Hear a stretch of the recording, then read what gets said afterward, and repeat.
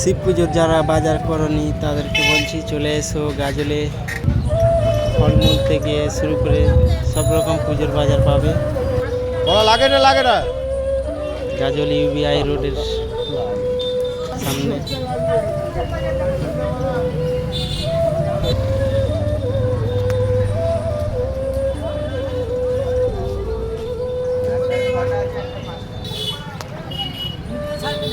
হ্যাঁ ভিডিও করছি।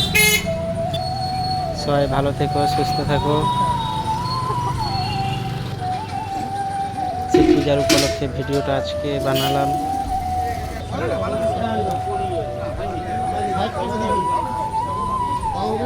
কেমন হয়েছে কমেন্ট করে সবাই বলবে।